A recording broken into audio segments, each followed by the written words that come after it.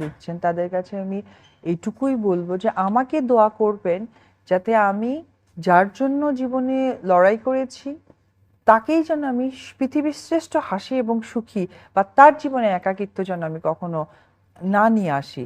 আজকে তার খুশি, আমার একাকিত্ব।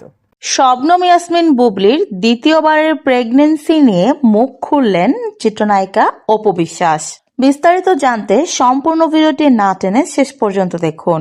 কিছুক্ষণ আগে একটি শোরুম উদ্বোধন করতে গিয়েছিলেন চিত্রনায়িকা অপু বিশ্বাস, আর সেখানেই সাংবাদিক অপু বিশ্বাসকে প্রশ্ন করেন শাকিব খানের সঙ্গে কিছুদিন আগে শবনম ইয়াসমিন বুবলি নিউ ইয়র্কে ঘুরতে গিয়েছিলেন, আর তারপরে বাংলাদেশে আসার পর তিনি প্রেগনেন্ট বলে ধারণা করা হচ্ছে, কারণ রিসেন্ট তার নাচের ভিডিওতে তার বেবি বাম্প প্রকাশ পেয়েছে, যেটা দেখে সহজেই বোঝা যাচ্ছে দ্বিতীয়বারের মতো মা হচ্ছেন শবনম ইয়াসমিন বুবলি।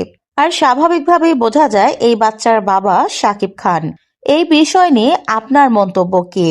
উত্তরে অপু বিশ্বাস বলেন, শাকিব খান এবং শবনম ইয়াসমিন বুবলি তারা যদি আবার বাচ্চা কাচ্চা নেয় সে বিষয়ে আমার আসলে মন্তব্য করার কিছু নেই।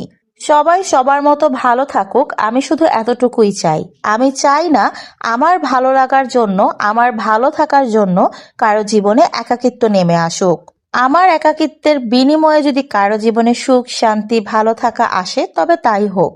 আমি জীবনের শুরু থেকেই চেয়ে এসেছি শাকিব খান ভালো থাকুক। শাকিব খানের ভালো থাকার জন্যই আমি এতগুলো বছর বাচ্চা নিতে পারিনি, আমার বিয়ে গোপন রেখেছি, সবকিছুই করেছি শাকিব খানের ভালো থাকার জন্য। আর এখনো যদি কিছু হয়ে থাকে সবকিছুই আমি মেনে নিচ্ছি শাকিব খানের ভালো থাকার জন্য। যাকে মন থেকে ভালোবাসি, যার জন্য জীবনে এত স্যাক্রিফাইস করেছি, তার জন্য শুভকামনা ছাড়া আমার আর কিছুই বলার নেই। অপু বিশ্বাস আরো বলেন, আপনারা সবাই দোয়া করবেন শাকিব খানের জন্য। তিনি যেরকম ভাবে ভালো থাকতে চান আল্লাহ যেন তাকে সেভাবেই ভালো রাখেন, আমিও যেন ভালো থাকতে পারি। তাছাড়া আমি এগুলো ভাবিই না।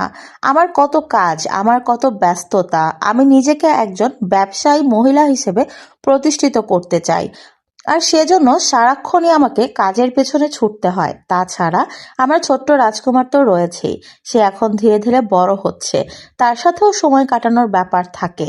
সবার কাছে একটা কথাই বলবো, সবাই দোয়া করবেন আমি যেন আমার রাজকুমারকে নিয়ে ভালোভাবে, সুন্দরভাবে, সম্মানের সাথে আগামীর দিনগুলো কাটাতে পারি।